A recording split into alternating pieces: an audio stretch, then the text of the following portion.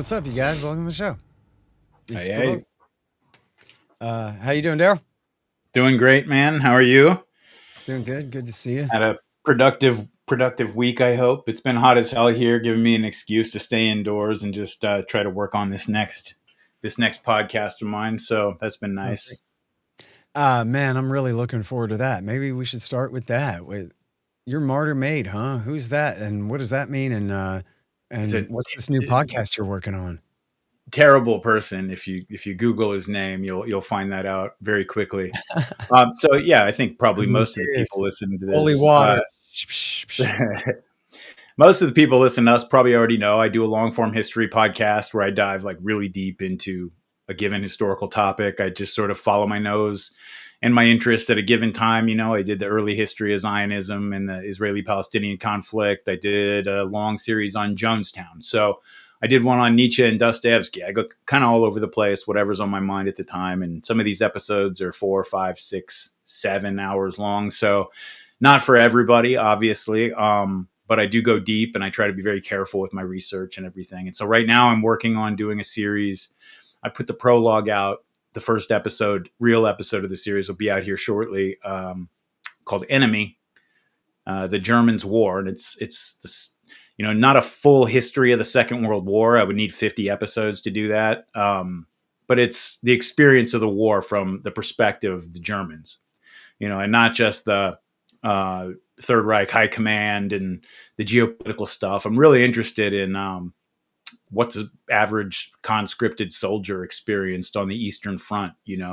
What the German civilians whose brothers and sons and fathers were conscripted and sent off to fight, what they were going through as the heavy bombing was coming through their cities, and then of course just how a society of very civilized and cultured people descends to a level of barbarity during that war that has kind of become a byword for all of us, to the point that it lasts today as like the reference point for where you cannot, under any circumstances, regardless of the enemy you're fighting, regardless of what the stakes are, that you can't go there. You can't go to those depths because there is something worse, it turns out, than losing a war. And it's having to wake up the next day and realize that you did that, that you're those people. And so, again, like I'm interested in learning how people who, look, these are ordinary people. These aren't people who are aliens to us or anything like that. They were just Europeans in the 1920s, 30s, and 40s, and they ended up doing what we all know happened in the East over there. And so I'm very interested in just how a country and individual people kind of bring themselves to that point and rationalize it and then process it afterwards as well. Man, I can't wait to listen to that. It's going to be so interesting. So cool. And then, like, what Substack might people look at if they wanted to sign up for that, Daryl? Oh, go to subscribe.martyrmade.com. I'm told that if you have a non-Substack Substack dot something, that Twitter doesn't throttle you. I'm sure they're smart enough to have figured out that little scheme by now, but I do it anyway. But yeah, subscribe.martyrmade.com. You can get all my podcasts as well as interviews, essays, kind of.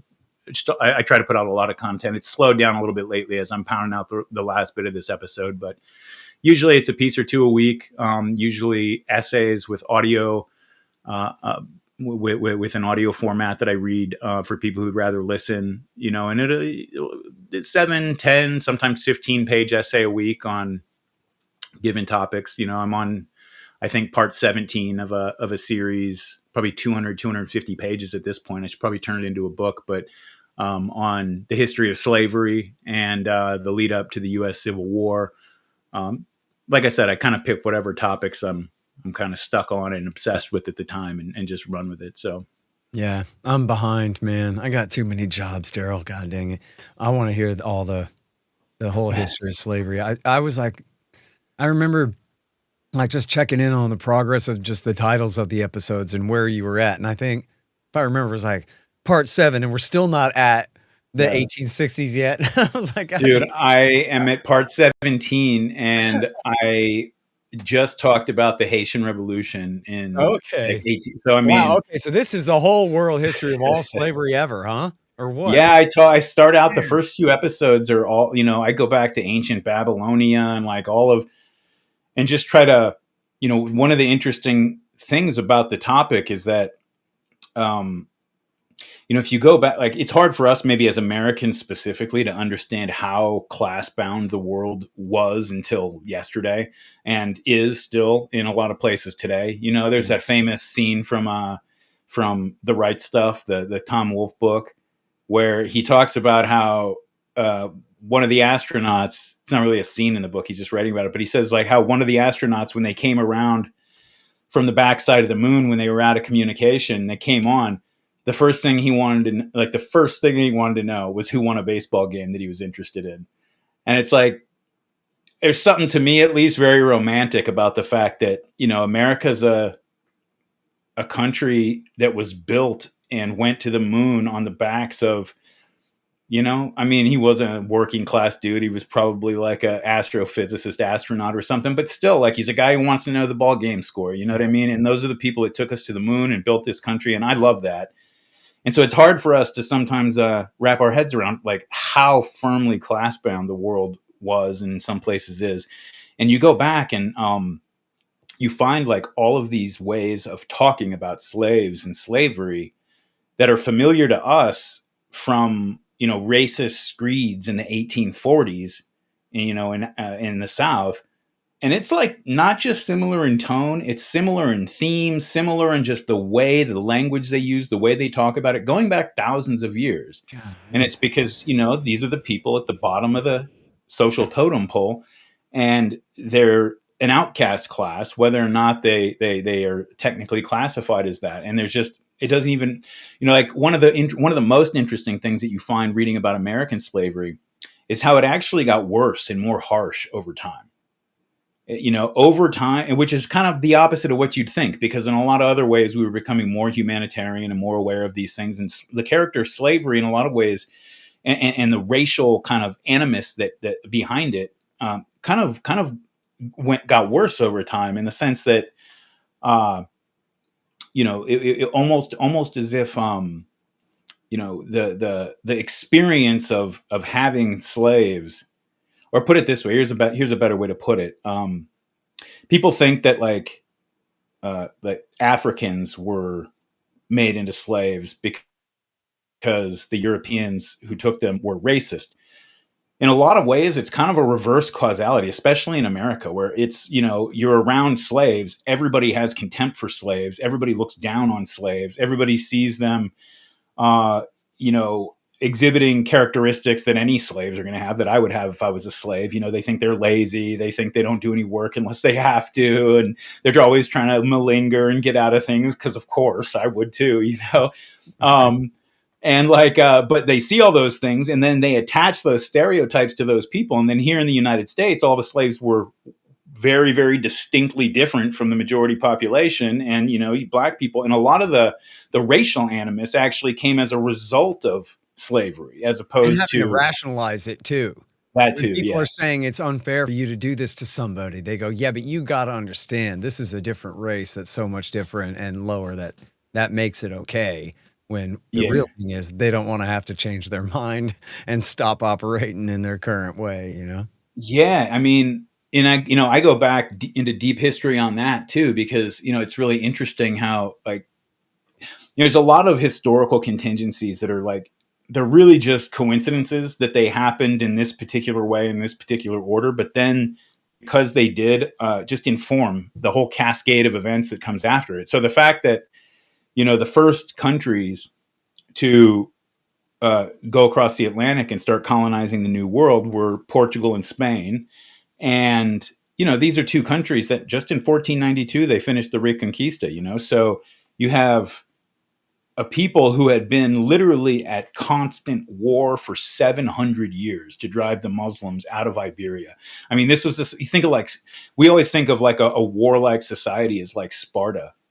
Dude, the Spanish Peninsula, like for those hundreds of years, like that was a warlike society. They were in a constant state of war for that entire time, to the point where all of their institutions, their social values, all of these things developed around this like martial concept, and the fact that it was um, that it was them who first went over to the New World, and that they just happened to have been in contact for hundreds of years with the Muslim world that ran most of the African slave trade at a time when it had, there was no slavery in Europe, kind of familiarized them with not just the slave trade networks that existed in Northwest Africa, but also just sort of morally condition them to think of it as just normal. It was just always around. Because remember, Spain is a place that slavery basically existed in Spain unbroken until, you can go back to Roman times. There was slavery there, and then when the Roman Empire fell and the Visigoths came in and others came in, there was still slavery. So the rest of Europe, and then the Muslims came in and they brought slavery in, very early on. And so the rest of Europe kind of goes into the feudal mode, and slavery kind of goes by the wayside, just because you can't go take your neighboring provinces' peasants as slaves unless you want to war with that guy. So human resources were valuable, and people protected their own like property. And so technical slavery had kind of disappeared, but it never disappeared in Spain, in the Spanish Peninsula. And so it was much more familiar. And, then you add in like their proximity to, there's just constant direct interaction for centuries with the Muslims. Their idea of what slavery, how it worked and what justified it, all that stuff was just very heavily influenced, and even to a certain extent really was just grafted over from arguments that Muslims always made regarding it. And those were largely based on, you go back all the way to Aristotle, because remember, the Europeans had lost track of Aristotle and a lot of the Greek philosophers, and the Muslims had maintained those and studied them for a long time. And their ideas about slavery and about how there are just, this is straight from Aristotle, there are just different types of people in the world. There are different types of people who are suited for different kinds of things and different ways of life.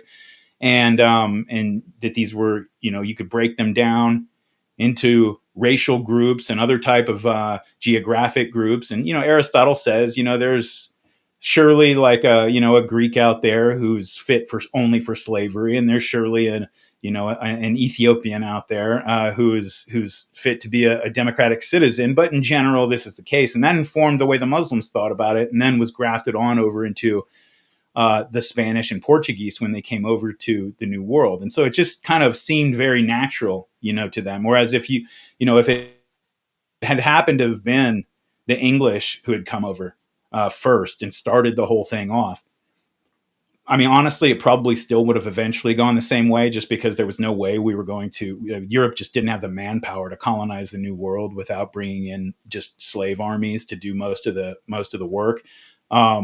But you do wonder. And so this is why I'm on part 17 and I'm only at the Haitian Revolution. I tried to go real deep, and I even did a whole essay on, this canard that, you've probably seen it. I think the Nation of Islam back in the 90s wrote a book about it.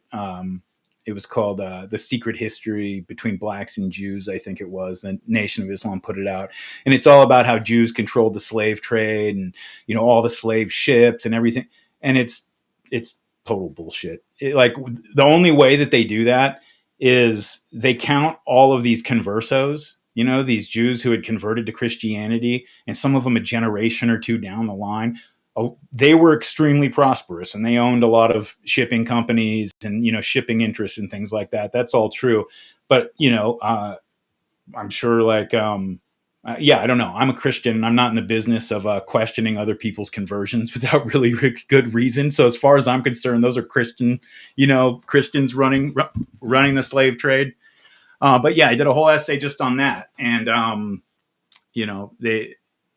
it's a fun one, because now I'm into the part that I really wanted to start the series about. I started it I want to talk about slavery, but then as a lead up into the Civil War. That's really what I'm interested in, is those 60 years really of the 1800s, before the Civil War. How did the country bring itself to this point? And me, I do the Putin thing where I say, let me take you back to the Kievan Rus in 1020 AD, and start there. So yeah, it's been fun. That's cool, man. Well, I got to catch up on that. I think it's really a shame that podcasts apparently on all these apps can only be played at a maximum of double speed. I'm ready for quadruple, dude. I can take it, man. Hit me. I got to catch up on some things, and I still got some reading to do. So Yeah. like when we were kids and those Micro Machines commercials came on, Yeah. like the rest of us are like trying to figure out what he said, and you're just like, oh, you make some interesting points. Right. Yeah, I can no problem for me, man. I was raised on that stuff. All right, so speaking of slavery and people with no rights whatsoever, the poor Palestinians um, of the Gaza Strip are still being subject to absolute nightmares, starving to death every day. I barely look at the front page of antiwar.com, and I've been looking at the front page of antiwar.com for 26 years, and every day, but like, man, fuck. Um, it's so ugly over there. But I don't want to spend all of the rest of the show on it because we got to talk about Russiagate too, and potentially some other things. But there's a couple of things that we definitely need to talk about. The first, let's just resolve this question from last week, which I had noticed, but I didn't have a chance to say. And I did see where someone in the comments was like, well, hey, man, what gives? So we're going to have to reconcile this. My thing was Insurgent Mass says, and at least the Israeli government claims, I think I tried to build in a caveat that like they have a conflict of interest. Maybe I only thought that and didn't say it out loud. They do have a conflict of interest in the sense that if they want to pretend that there's still a lot of Hamas left to kill, then that's a good pretext to continue to kill everybody, right? So I could see that as like a conflict of interest in the Israelis reporting. The Israelis, it didn't come out that way, right? It was Ehud Olmert was criticizing Netanyahu and saying, listen, there's just as many Hamas now as there were then. And, my idea was, as I've, learned from Stanley McChrystal and Sergeant Math, you kill 2, you create 20. And that's how it goes. And obviously there's a finite number of Palestinians in the Gaza Strip, and it's 2 million of them. What percentage of that, or the raw number of that are fighting age males? I don't know. I guess I can presume the Israelis have AI that just targets all fighting age males and calls them all terrorists and anybody around them too and whatever. So surely they're taking probably the brunt of the strikes. But then again, I know they have a vast tunnel network there, and that, in fact, Gazan type, whatever you call it, resistance has had a tunnel network under there for thousands of years. It's how they've always fought, is hiding in that sand. It's really good for tunnels for whatever reason, that kind of dirt or whatever. I read a thing about that.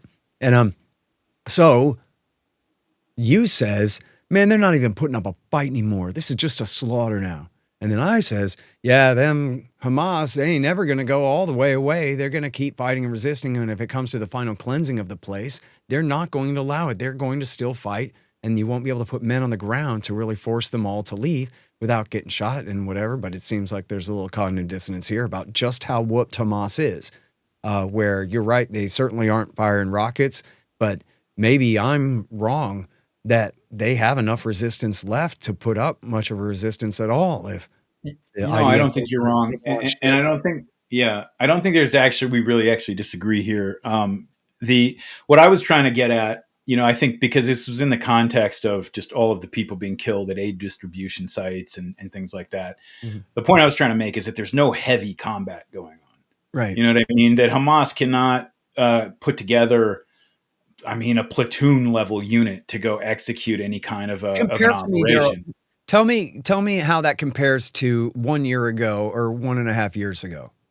Well, you saw on October 7th, you had thousands of people in a concerted air, land, and sea operation that had been kept under wraps for months, involved a lot of machinery that they had to build and put together themselves and so forth. That's a big operation. It takes a pretty complex and sophisticated organization to do it. Everything that you see now Wait, what is about 1 year ago? After a 6 year to ago. 9 There months was, or 10 months yeah, of this before? things were starting to slow down by that point, but they were still at a point where you could say there were areas that needed to be cleared out of concentrations of fighters, and so there was heavy combat going on. The Israelis were taking casualties Mhm. in combat from enemy fire, not just some lone dude with an AK who pokes his head out a window and takes a pot shot and then gets blown Right. up by a tank or something, but like in combat. That was all happening. Maybe 10 months into it is like probably where it was tapering off, but you still had that to a degree.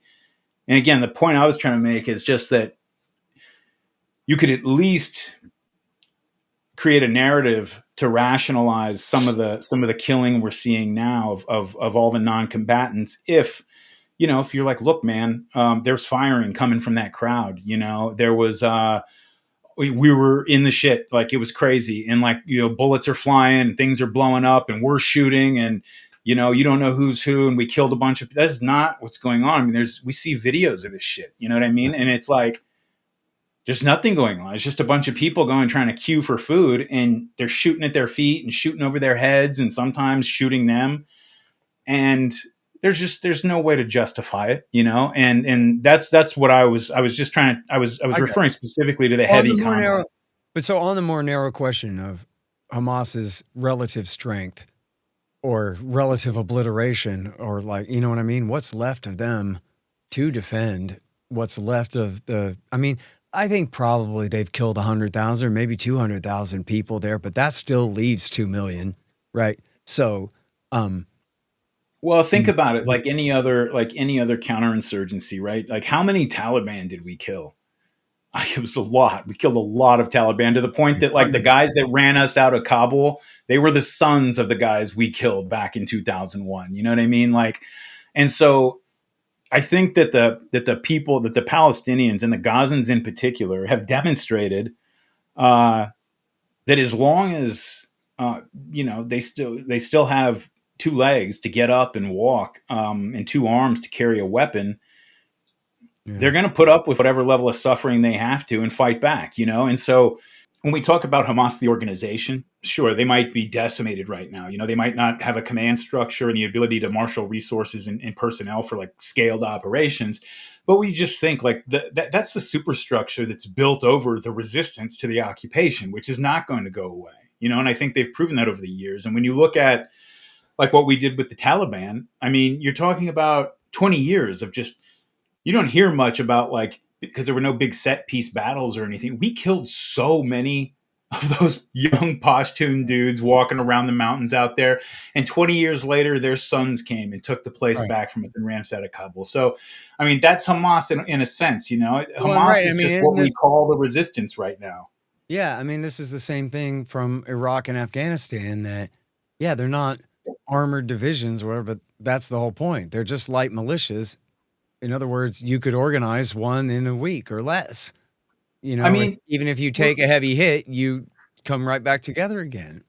Yeah, and even Iraq is somewhat different than Afghanistan and Gaza, in the sense that there was a large contingent of foreign fighters in the country who were not well liked. They were feared, but they were not well liked by the majority of the population. It still took a long time to get the tribes on our side because they didn't think we'd protect them, and ultimately we didn't when the bill came due.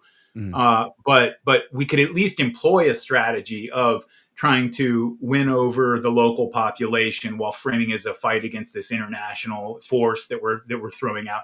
And, in the victory condition being basically breaking the back of that force, and there's still going to be Shia militias and Sunni militias and, but we could at least like have a victory condition that we could proclaim. And even if it was illusory, Gaza and Afghanistan, like what was the victory condition in Afghanistan? Like get the Pashtun majority to just accept like a hodgepodge of minority government people over them that was never going to happen ever.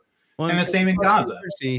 Like William Bupert, the Army expert in debunking COIN, which is counterinsurgency strategy, he calls these forces anti-fragile. In other words, the harder you hit them, the harder they come together, the more solidified they are. You're not breaking them. Now, of course, ultimately you can kill every last one of them or, really beat them down to such a point of absolute weakness, obviously, eventually, if the differential in actual firepower and intelligence and whatever is that different. But in the meantime, essentially, the more you kill them, the more you recruit, the more committed they are to resist. And so it's counterproductive the whole way through, essentially. Which, by the way, one more thing about that is, Mike Flynn, who is famous for being framed as part of the Russiagate hoax as Donald Trump's incoming national security advisor, which maybe we'll get to that part in a minute. But before that, he ran intelligence for JSOC in Iraq, and then he ran intelligence for McChrystal running the whole war in Afghanistan at the beginning of the surge in 2009 and 10 there. And he had written this thing complaining about what he called anti-insurgency, which meant when you just bomb them all the time, but you don't know what the hell you're doing, versus, high IQ counterinsurgency, where you flood the place with Marines, and then somehow you'll have the magic intelligence and you'll know who to bomb instead of just bombing random people all the time. So in his conception, coin works, which we're rejecting that because that's stupid. But he's right about the first part, that anti-insurgency is even dumber than counterinsurgency, if you want to call it that. That was the way he was framing it, that this is purely counterproductive. You cannot achieve anything when you're simply bombing from the air and you don't really know who you're killing. You do know you're enraging whoever their survivors are and giving them real motive to continue the fight. That's built in.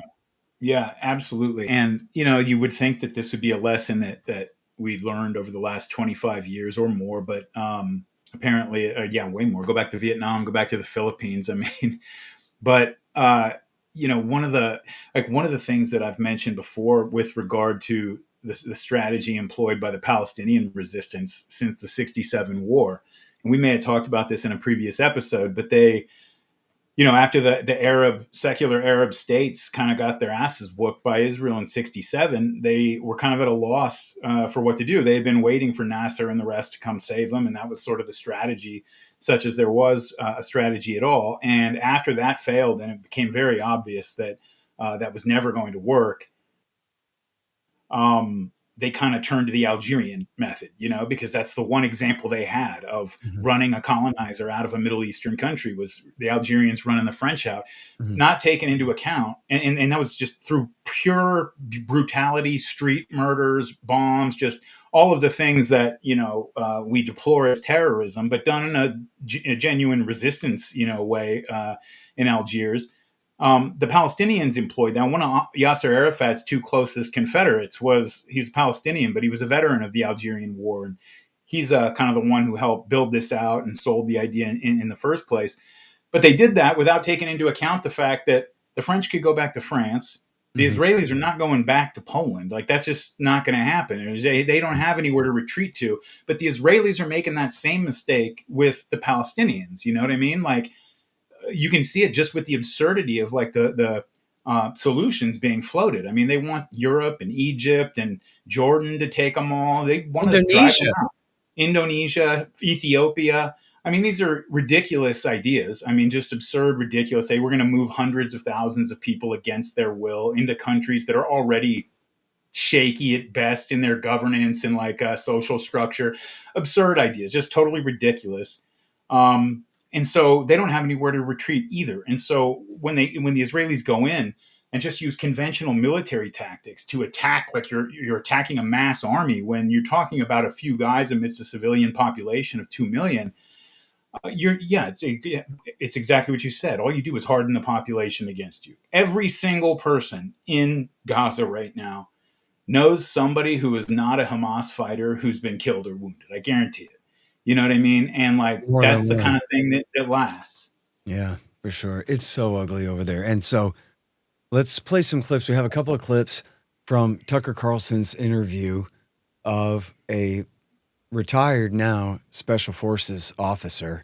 I believe he was a lieutenant colonel in the Green 12 deployments to Iraq, Afghanistan, Tajikistan was one he mentioned. It's interesting. I know. I was like, Tajikistan, okay. But 12 against the jihadis in that one. Go ahead. Yeah, been there. So he's been there, done that, and I'll let him. I think he, maybe the clip he'll tell his story. He was a contractor who got brought over there from Aguilera. Aguilera is Lieutenant Colonel Coney Aguilera. Yeah. So I'm trying to get him on the show. I don't know if I'll be able to. I'm sure he's getting a lot of calls, but he did this in-depth interview on Tucker's show. And of course, Tucker asked all the best questions and really got the best out of him. But then I haven't seen it yet, but I know he was also on with Sagar and Crystal on Breaking Points. He did Democracy Now! And I believe his first big interview was on the BBC.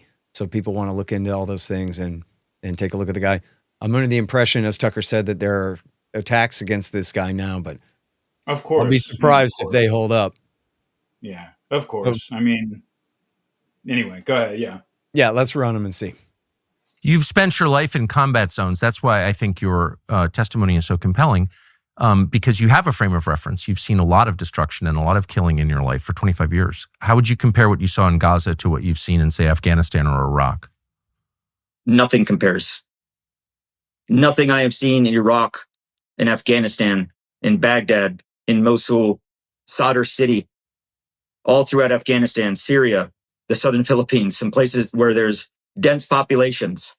I have never witnessed anything as brutal, destructive, violent, and I would say that steps far over our international laws of how we persecute wars and how we engage in warfare. We've long departed from that standard, and America is a part of it. Yeah. So, and he goes on to detail about killing of civilians over there. Essentially, the story's telling this is what the Israeli press was reporting and what we've spoken about before, where they have these very few food centers run by this strange Israeli-backed NGO, which they discuss its strangeness to.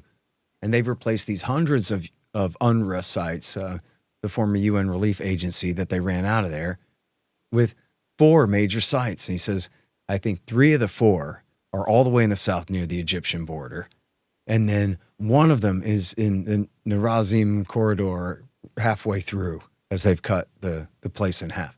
So, and then he's describing how, again, and this is confirmed already, pre-confirmed by the media reports in other places, again, especially in Haaretz, where what they're talking about is how they hold everybody back until all the food is ready. They lay it all out. And then they just kind of open the gate so that it's a stampede, right? They don't have like a some kind of gate system where they can bring in a few people at a time in any kind of orderly thing. They force them to essentially fight like mad over the stuff to get this stuff. People are starving.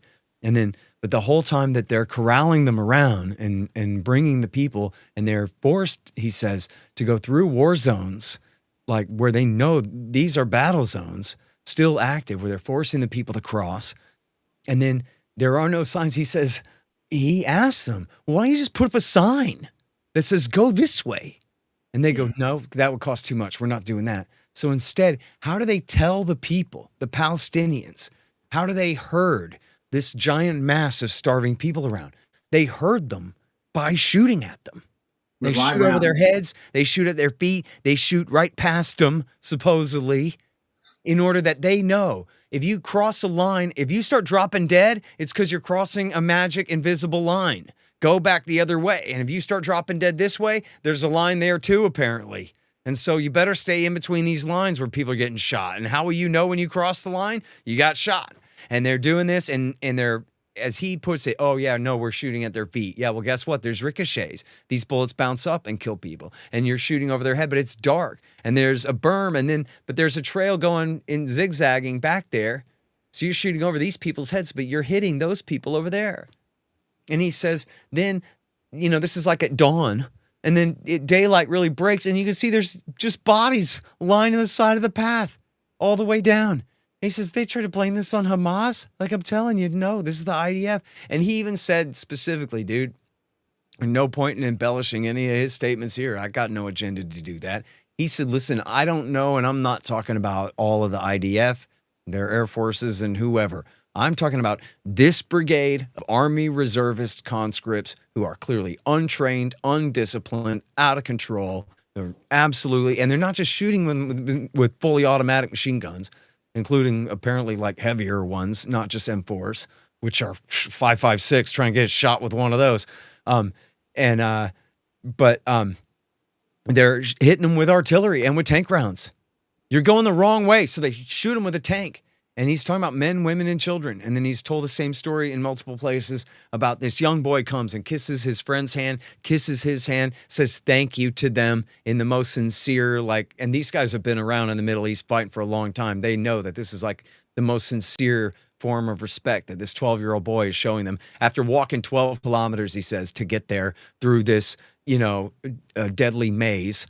And then the kid gets a little bit of food and he leaves. And then he hears fully automatic machine gun fire. And he says he just got there. So he thought, oh, no, something must have happened. I wonder what happened. So he ran to go and check it out. And he could see the IDF was just machine gunning the crowd of people, and including this little boy, this 12-year-old boy. They killed him.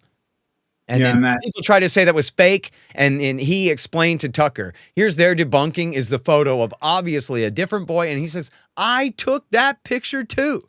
It's a different boy from a different camp.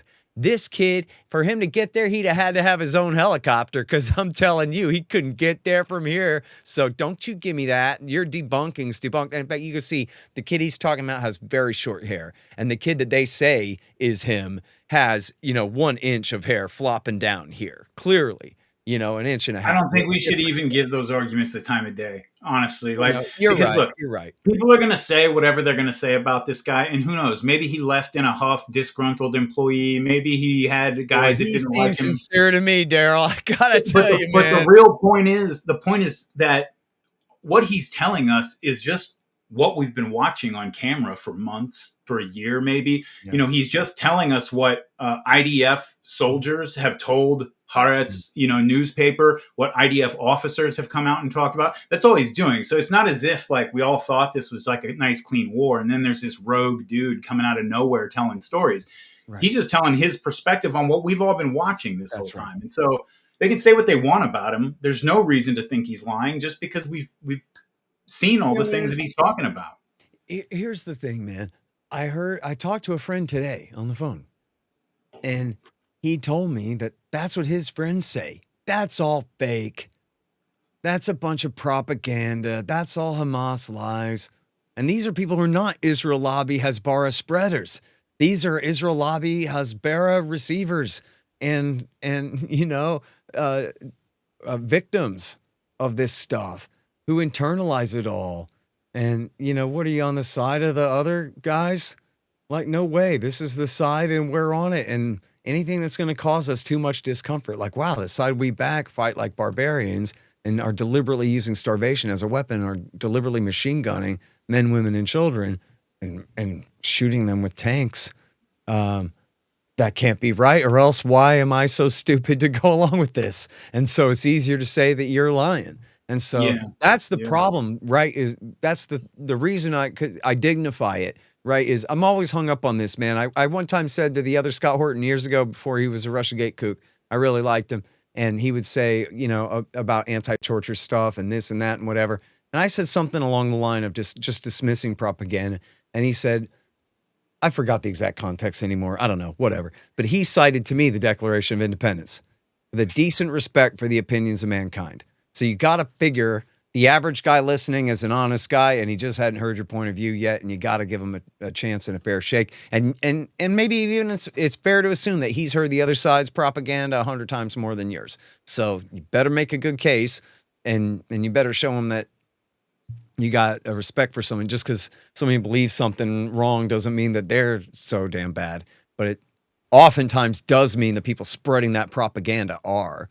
You know what I mean? I think there are times where, especially, man, people get caught up in some lie or whatever, but isn't it the case, everybody, right? When you're out driving around, that it kind of occurs to you, maybe that wasn't true. You know what I mean? When you're doing something else, kind of space out a little bit and think from a little bit different perspective that man, that does kind of sound cruel now that I think about it, or dismissive, or overly biased or whatever. I always say this, I know I'm redundant about it, but I think, I don't know if I've said this on this show, but I'm firmly convinced, Daryl, that most Americans don't understand who's occupying who over there. In fact, there was a poll that Grant F. Smith did that showed that a majority of Americans thought the Palestinians were occupying the Israelis. Because or else, why would we be on the side of the bullies in the whole thing, right? It doesn't make sense. So that's how people rationalize it, is they just don't understand, or they think, like Ben Shapiro lies to them and tells them that Palestine is a sovereign nation that's next door to Israel, and it attacked Israel, and now Israel's defending itself from it, right? Instead of admitting that, no, this is not a sovereign nation. It's an Indian reservation. These people are under Israeli control. All this land was de facto, whatever you want to call it, annexed, taken under the control of Israel in 1967. It's their land, essentially, in terms of not their rightful ownership of it, but their direct exercise of control over it. It's been like this longer than I've been alive by quite a bit. So, by 9 years. So, so I'm firmly convinced. I've just seen it happen. When I explain that to people, they go, "Oh, well, no wonder." And I think I probably did say this before. They're called Palestinians. So it sounds like they're from a place called Palestine, and everybody's got a country. Like, who doesn't have a country? So of course they're from a country called Palestine. And we even talk about the Palestinians and Palestine as a place, only it's just like a place that's indefinitely on hold that doesn't exist right now because Israel's squatting on top of it. But otherwise it would be called historic Palestine. That's what it's been called for Yeah, eons now, and the canard about how the Palestinian national identity, so called, is this recent invention, but it's like, dude, national identity in general is a recent invention. Say Like, more about that, please. I mean, you didn't have like the nationalist movements in Europe. You go back just a couple hundred years, even in Europe, and nobody's talking about like the Polish people as a nation, as a political and social entity that has sort of sovereign rights of its own or anything like. Nobody thought that way. You started to get a little bit of that with England, a little bit with France under like the absolutist monarchs, but it took a while to percolate.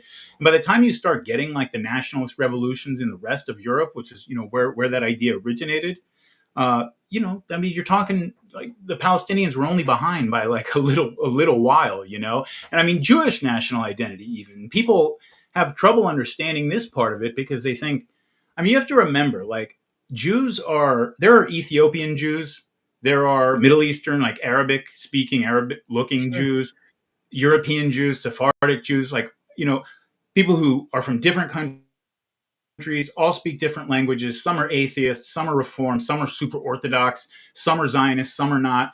And so the idea that like you have this group of people, like it's an interesting exercise to like ask somebody like what is a Jew? Give me something or some list of things that you can say as a descriptor that applies to this entire group of people, because it's almost impossible unless you want to say that a Jew is somebody who practices Judaism, and then an Israeli is somebody who's an Israeli citizen.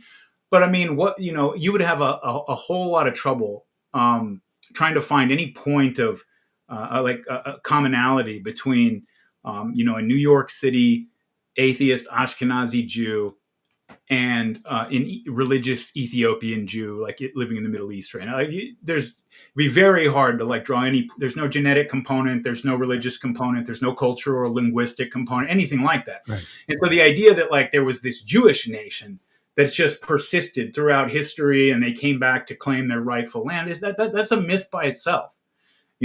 And I really know. Like, I think one of the reasons that this gets, a lot of people have the reaction that they had that you're talking about is their idea. I get this from people all the time when they listen to my series on the early history of it all, is like basically their idea of it is like, the book of Genesis, the kingdom of David and Solomon.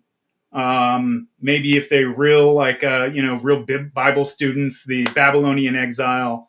But then the Romans, Jesus comes along, during Roman times, and then it's just blank until 1948.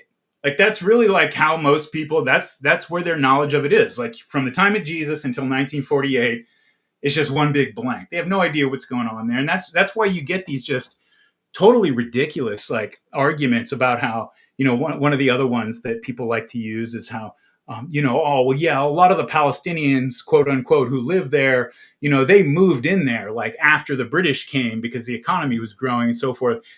They act like people are coming from like all corners of the globe to move in there, when like the overwhelming majority of that in-migration was like, I live on one side of the Jordan River, my cousin lives on the other side, and I say, come on over here, we got a job for you. Or they live in southern Lebanon or something, and they travel 20 miles to like come into quote unquote Palestine.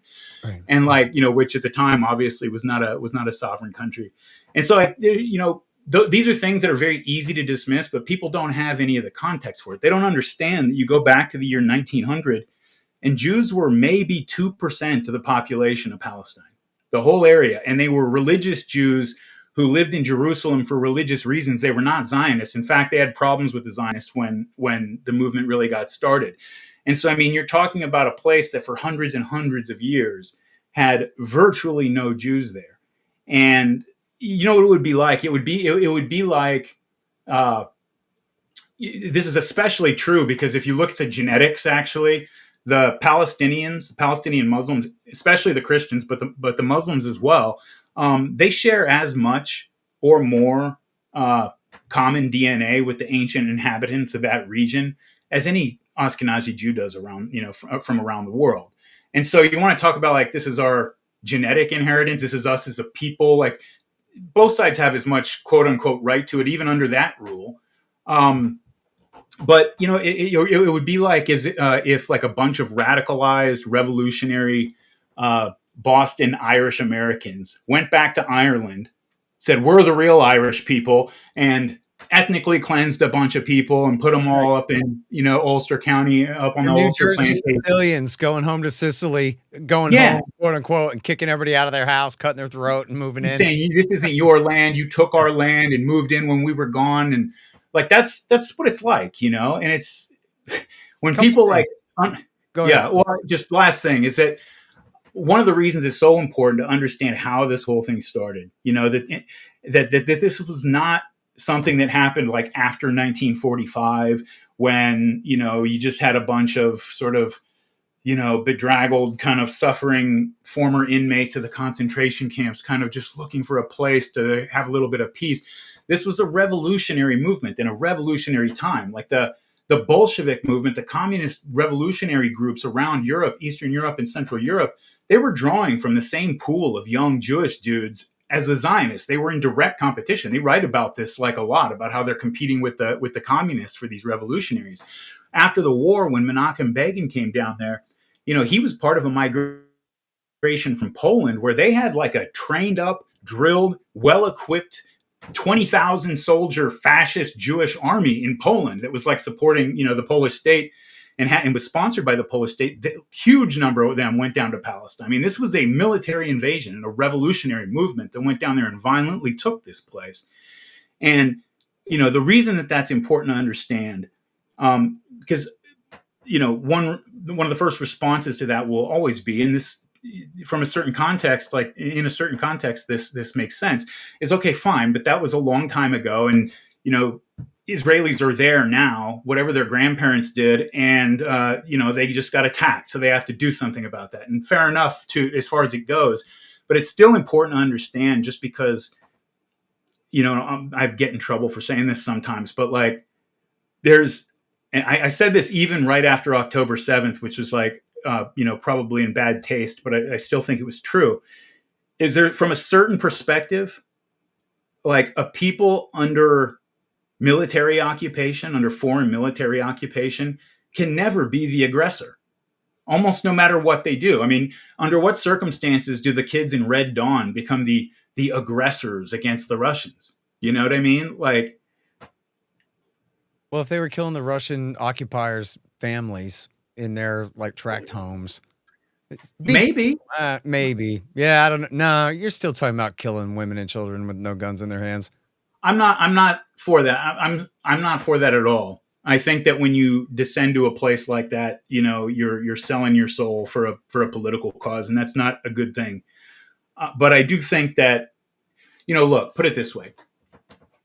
It's like accepted foreign policy, like philosophy, international relations principle, that we have nuclear weapons. Part of the reason is for deterrence, but everybody kind of recognizes that, if the United States was invaded and most of it's conquered, and just some ISIS is surrounding Washington, D.C., and that's the last holdout, and we decide to launch a bunch of nukes, people kind of accept that as like, that's what they're for. They're there to protect your people and your political association, whether it's a state or whatever. They're there to protect you from like the ultimate disaster, which is like something that threatens your existence.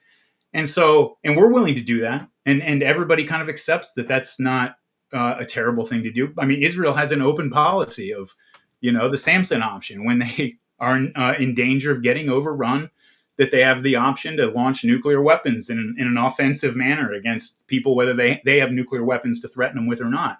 Well, and most people, fuck that. But anyway, I understand. I agree. I mean, especially as I get older, like if I was the president and, Russia or China got off a lucky first strike and just the war's over, like all we can do now is, are we going to kill a couple 100 million of them? I probably wouldn't do it. Like, this may be why I shouldn't be president, but that's how I feel about it too. No, that's the job. Well, yeah, I mean, as far as the whole Palestinians never had a state and all that, it's such silly propaganda. Well, look, they were under the domination of the Turks. That wasn't their fault. They just weren't strong enough to resist it. And the British Empire, the most powerful empire in world history after that.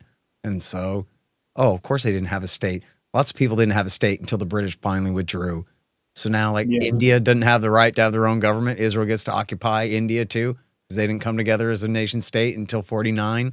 Or Eastern Europe, they were all under the Hungarian Empire. Yeah. India didn't get their act together until a year after Israel, so Israel gets to occupy it because there never was an Indian state. They get to steal whatever they want, occupy New Delhi, and move right into your house.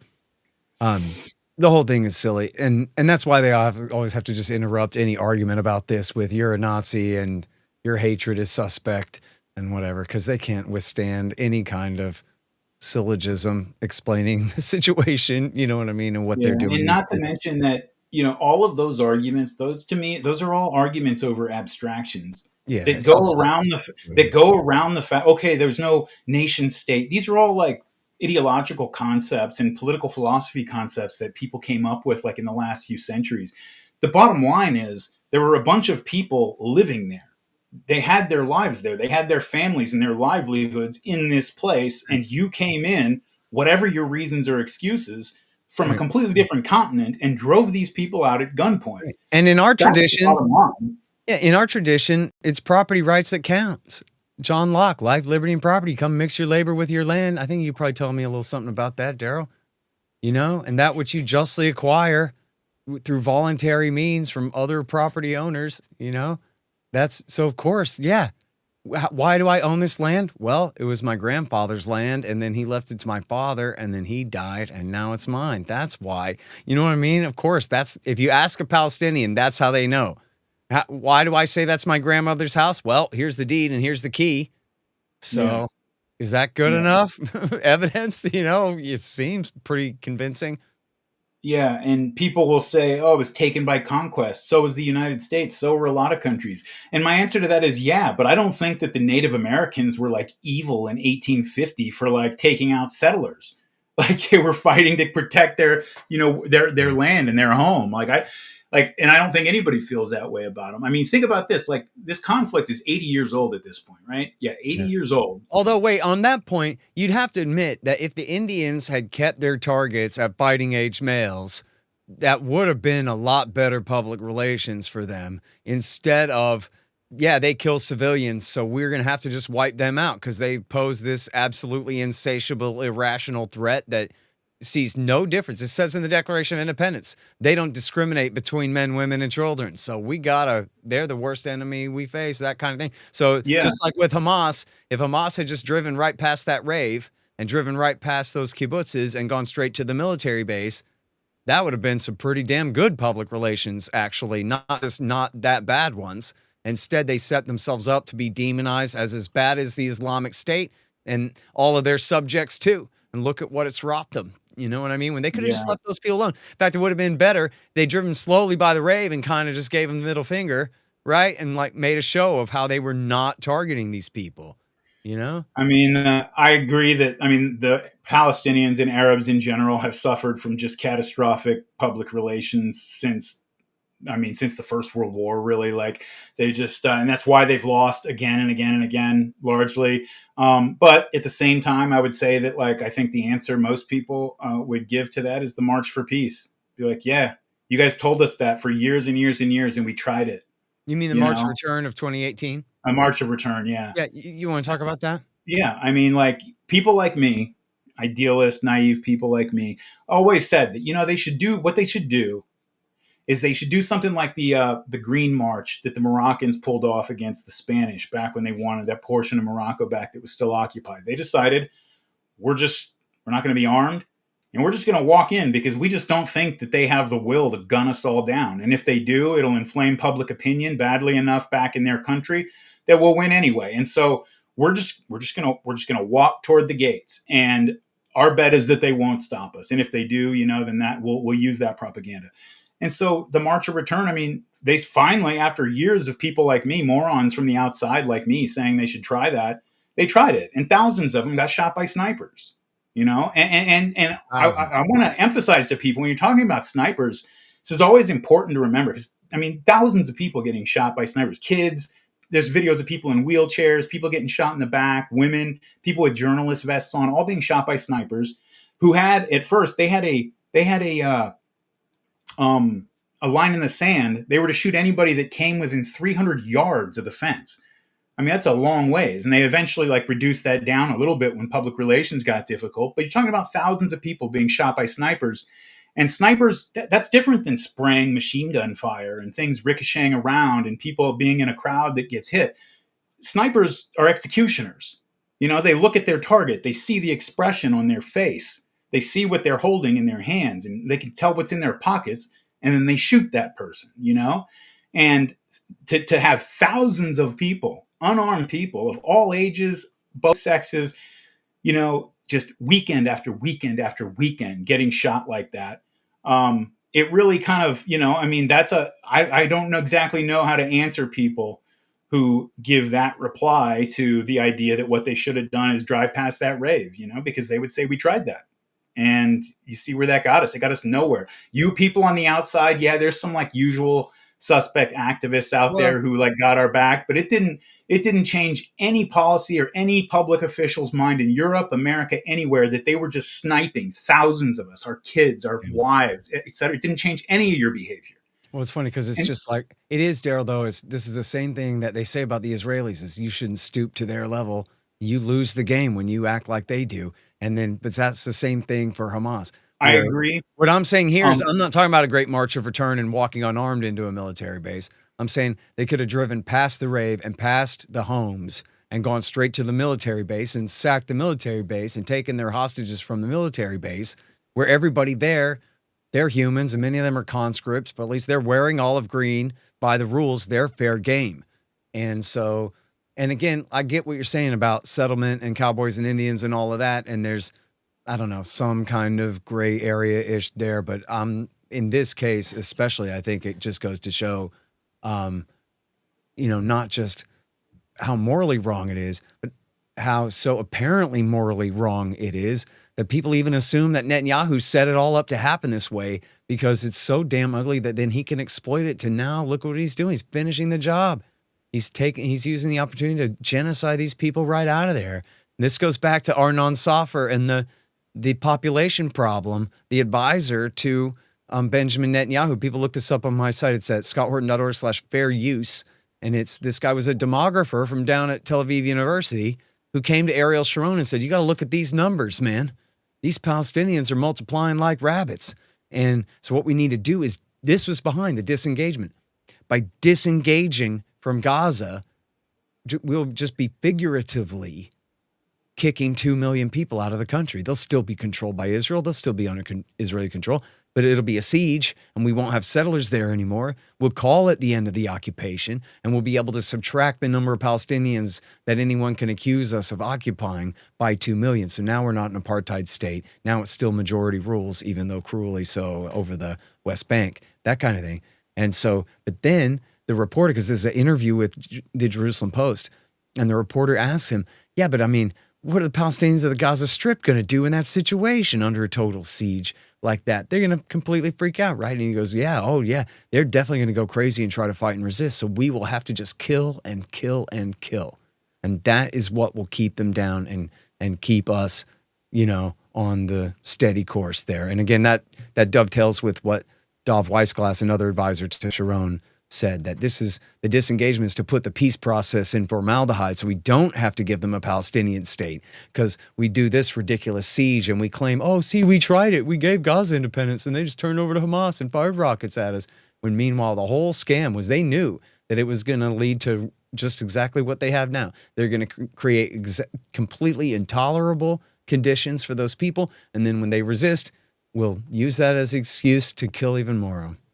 Yeah, in their own words. I mean, that's the Likud, man. You might not want to believe that USA is allied with a government like that. But yeah, they're worse than George III, Yeah, I by mean, far. you just have to look at the history of the Likud party that came out of the revisionist Zionist movement, to begin with in the old days. I mean, the first Likud prime minister, Menachem Begin, who, it's a fascinating life story and everything, but unrepentant, outright terrorist. I mean, led a group, the Irgun in Palestine back in the 40s, they were, full scale slaughter of women and children, bombs in marketplaces, going to Palestinian neighborhoods, just throwing grenades into houses where people are sleeping to drive them out.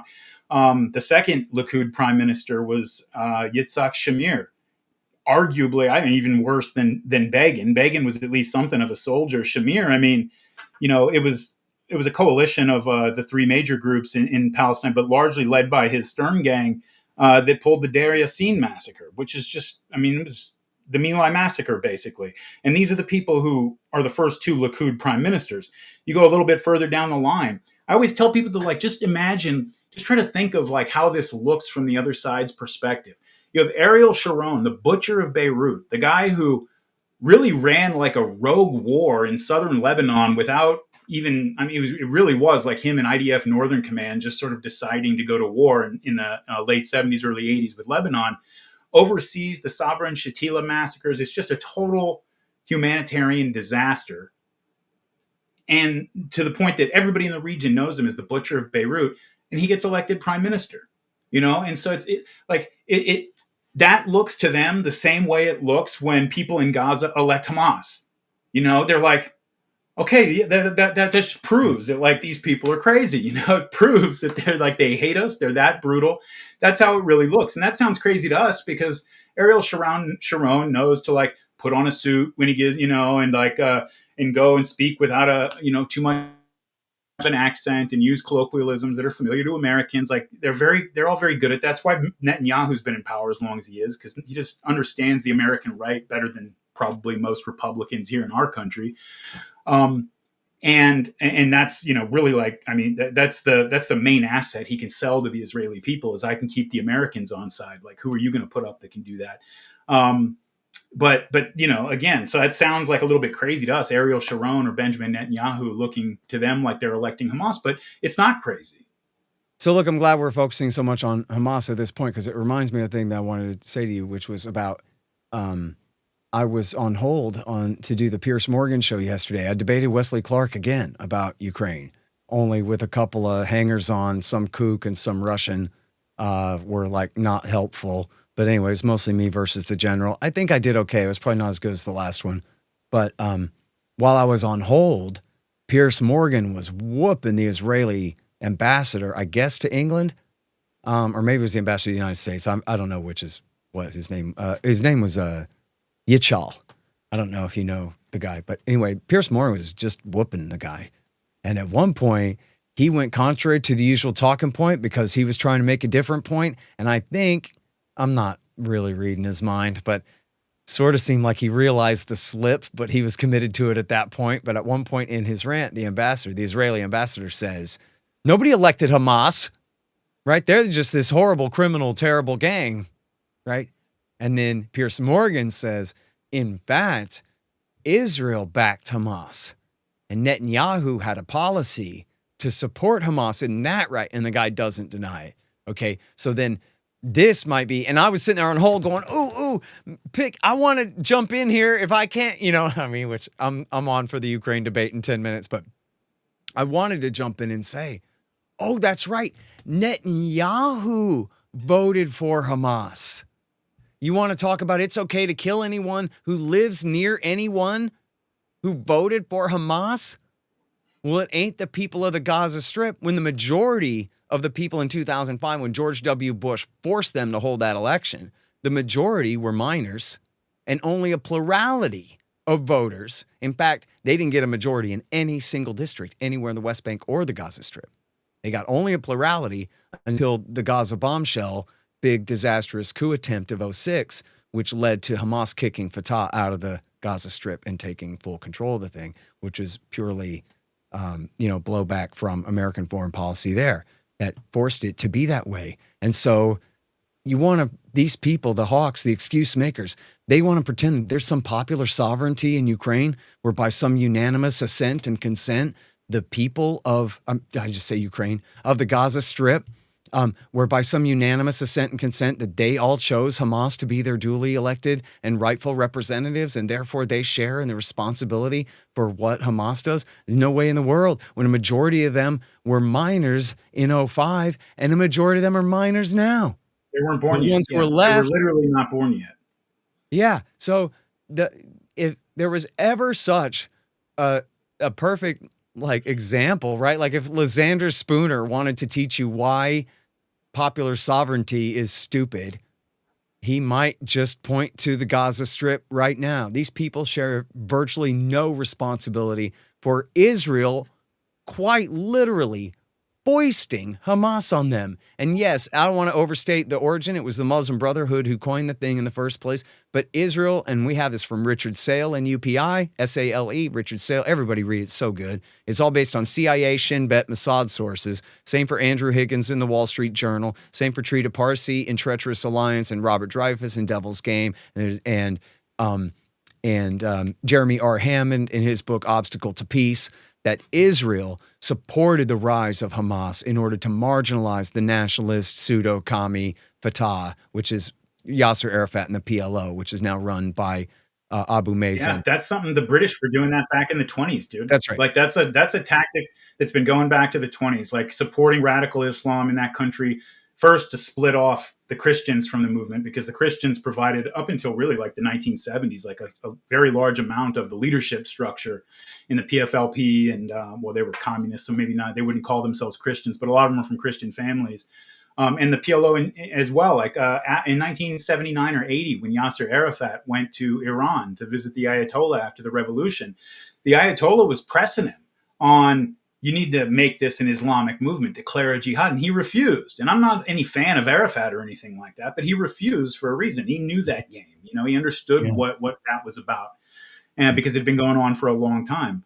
And, you know, I think you've said this before. It's probably been said by a lot of people. But even if they did elect Hamas, that's the logic that Osama bin Laden used to justify knocking down the Twin Towers. Like, you guys are electing the presidents that are killing our people, so don't cry innocent to me. You know, change your government if you don't like it. You guys have the vote.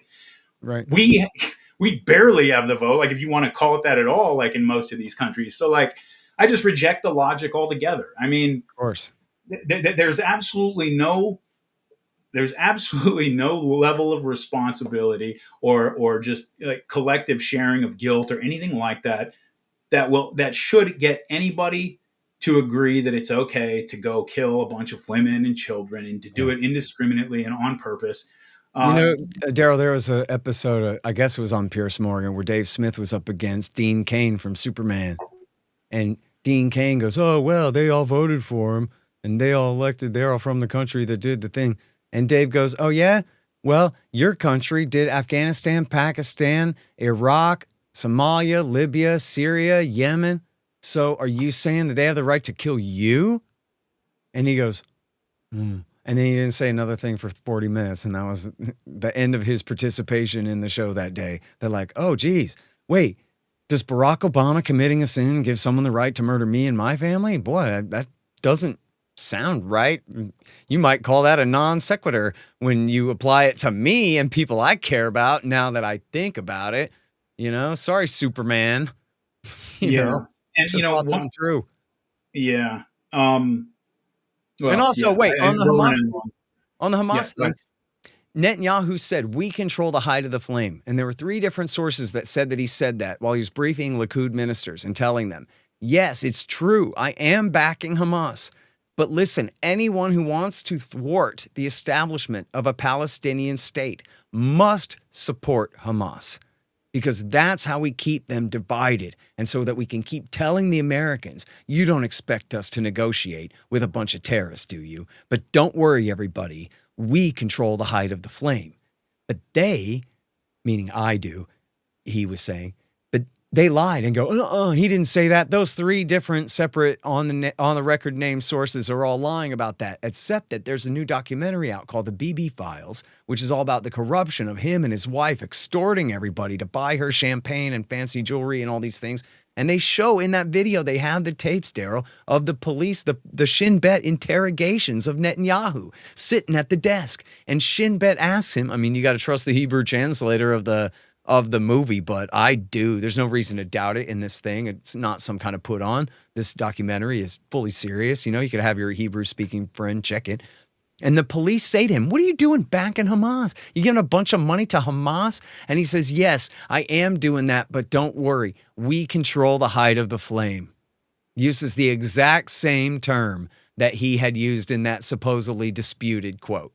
So, right, just like if you had Bill Clinton saying, yes, I'm backing al-Qaeda in Bosnia and Kosovo and Chechnya, but don't worry, we control the height of the flame right before September 11th, which is actually pretty close, right? They said, you would say at the Pentagon, they would say, terrorism is a small price to pay for being a superpower, which is basically the same thing. We know what we're doing, but they don't know what they're doing. They're drunk as hell, getting us all in a bunch of trouble on both sides, you know? Yep. I keep my like naive, hopeful side dwindling as it may be. I just keep hoping the Israelis, the ones I know at least, and the ones that I've known in the past, like say what you want about any group of people. One thing you can say about the Israelis, or at least I thought so, is that this is like a very, very politically engaged and politically astute people, And I'm surprised that they've allowed a guy like Netanyahu to take over their political system for as long as they have. Just even outside of the way he's prosecuted things against the Palestinians, just his corruption and just his hokiness, honestly, like it doesn't fit with the character of the Israelis. I know that they would tolerate a guy like that for so long.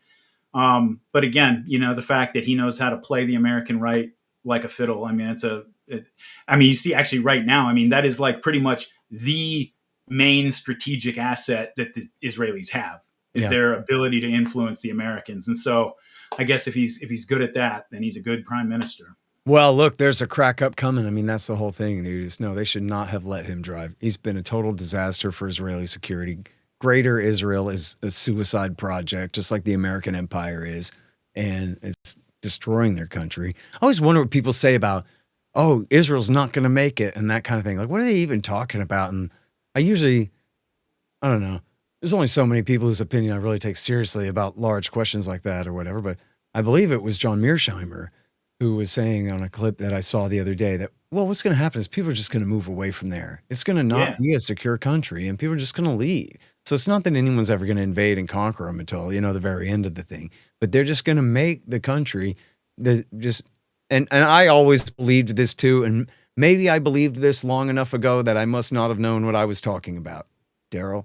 But I've always thought that Israel could have gotten along if they just kept the labor guys in there and more or less tried to make peace with their neighbors instead of just this absolute constant bullying, constant denial of the rights of the Palestinians, constant threats against everybody else, this Oded Yanan style policy of breaking up all their neighbors and keeping everybody weak so they're strong.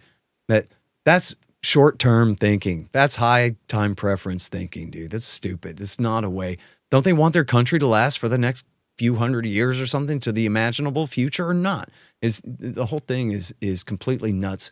And so I saw that, and this is what they're talking about. This is the story of Tucker Carlson right now, man. His turn against war it's so huge and important, but also emblematic, right? The same things that are making Tucker Carlson say, enough of this, I'm ready to come out and oppose this, is the same thing that's making the entire American right. No, sorry.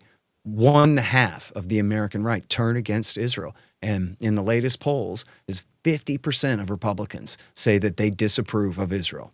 Like, on the just basic approval, disapproval thing. They disapprove half. So for the American right, that's a lot. You grade that on a curve, we're talking about huge progress. And I don't remember what the previous number was, but it was low, man. If you go back just a few years ago, this is a major shift. And there are people, you may have seen the clip of Candace Owens, and of course she's been really great on this for a while now, since October 7th, air at least right around there. But there's a recent clip of her where she's saying, I would rather saw off my leg than ever support Israel again in any way. Forget it. You're the chosen by who? Satan? Like, she is mad. And she speaks for a lot of people. I was like, dude, you're not reeling her back in, dude. You guys made a mistake pushing her overboard because she can swim. She ain't afraid at all, y'all. So like, Yeah, and how are they coming back from that? How are they going to get Tucker Carlson back on board for the war party, dude? They ain't gonna. You know what I mean? Like, there's whole segments, and again, he's emblematic. He's the leader, by far, but he's emblematic of so many people who are just going. Psh, psh. Guess what? I actually don't give a damn about Israel. Maybe even I disfavor them, and it doesn't cost me anything. What does it cost me to actually not favor this horror show any longer? Maybe nothing. You know what I mean? So it's just easy for people. I think they're finally understanding. We don't have to believe in this anymore. Just like Ron Paul said, we don't have to believe in this stuff. And we go, oh, I don't? Oh, okay, great. Yeah. Yeah. And, as far as Mearsheimer's comment about the project kind of dissolving just because people decide to leave, I mean, that's not far-fetched at all. And it's not just a security question either. I mean, it's also just if Israel, and they're on their way in this direction, unless something changes fast and dramatically, if they are, if they're looked at around most of the civilized world as they see it, like a South Africa, like a Rhodesia, this pariah state that, you can't travel to foreign countries because people don't want to see you there. And all, the Israelis got options, man. They're not like, these are educated, literate people who can move to any city in Europe or the United States and assimilate just fine.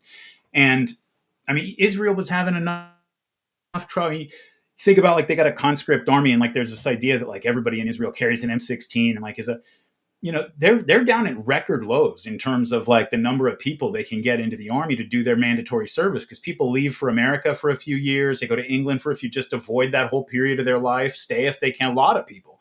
And I mean, that's why you have things like the American Jewish Committee back right after October 7th, I think it was early 2024, putting out this like a public service ad or whatever that said, this is the American Jewish Committee saying that Israel is the only country in the world where Jews can be safe.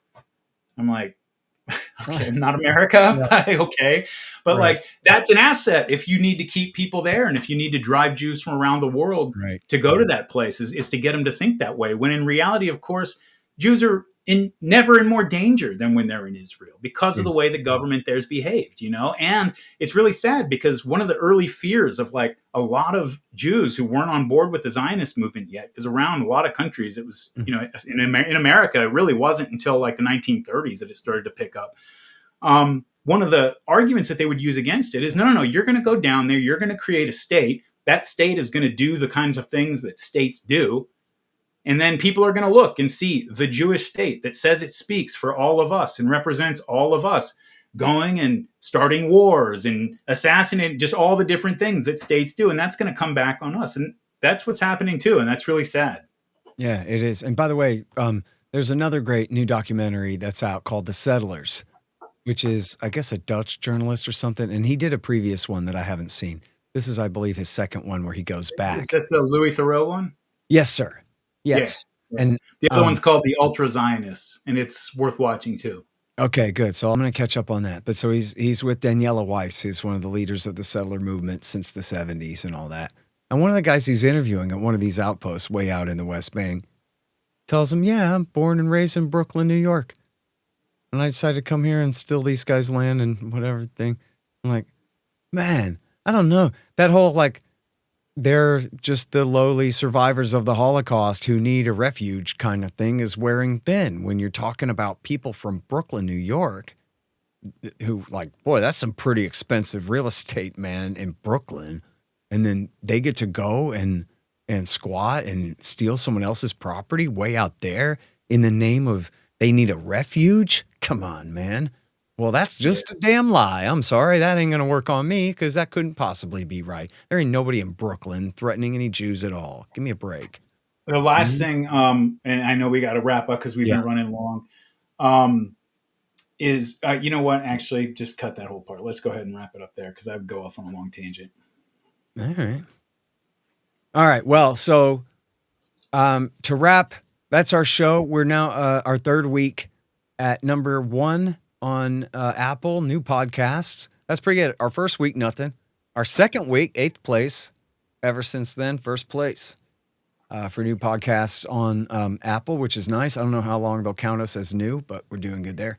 And then he's Martyrmade. Check him out on Substack and martyrmade.com if they just want the audio of the podcast feeds and all that, right? And they can look you up on all the podcatchers and such. Yep. And then I got some things to plug. First of all, check out my interview with, or my new debate with General Clark today on the Pierce Morgan show. That's out there. And then I'm at horton.org. That's where I got my 6,000 interviews going back to 2003. ScottHortonShow.com, where I have also interviews, but also I have the beginnings of the audiobook. The first 2 sections of the audiobook of Provoked, which is still like, I forget if it's 9 or 12 hours just to get you through H.W. Bush and Bill Clinton. So that's a lot to get you started there. That's my Substack. And then I'm the director of the Libertarian Institute, and I got a lot of really great guys over there and adding all the time and publishing books, great podcasts and articles every single day over there, top quality stuff at the Libertarian Institute. I'm the editorial director of antiwar.com, which is actually the most important project on the internet since 1995, where Dave DeCamp and Kyle Anzalone and Eric Gares do all the hard work getting you all the bad news every day. That's antiwar.com. And then I'm at amazon.com, where I wrote these books that I got to sell. And so please go and buy them at it's Afghanistan is Fool's Errand, the Terror Wars is Enough Already, and the Ukraine War is Provoked. And then I also got transcripts of my interviews with Dr. Paul, if you're a Dr. Paul lover. And then let me say something real quick about your books. For everybody out there, if you're like not familiar with Scott and you're like, who's this dude? Why should I buy his book on this? Because like there's some professor at Harvard who wrote a book like that says it's on similar topic. Because they're not as crazy as this dude. This dude's crazy. I was going to help you write the Russia book.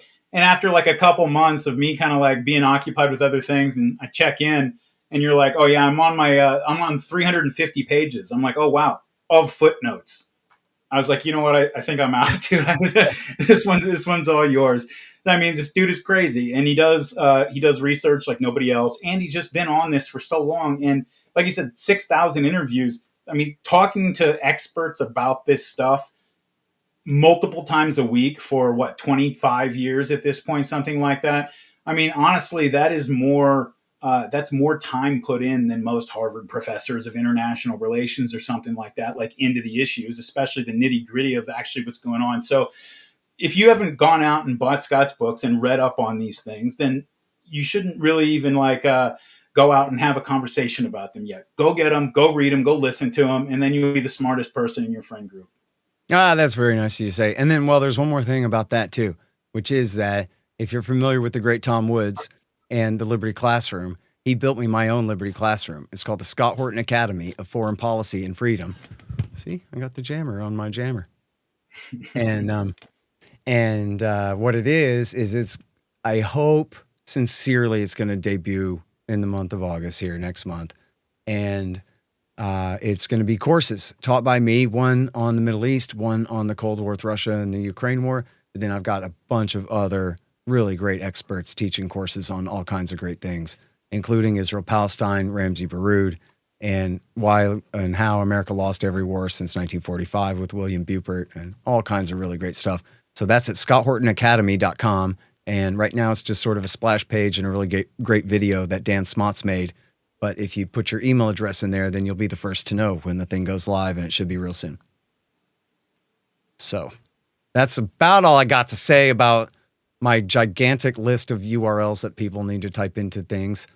And then thank you for your patience. See you next week, guys.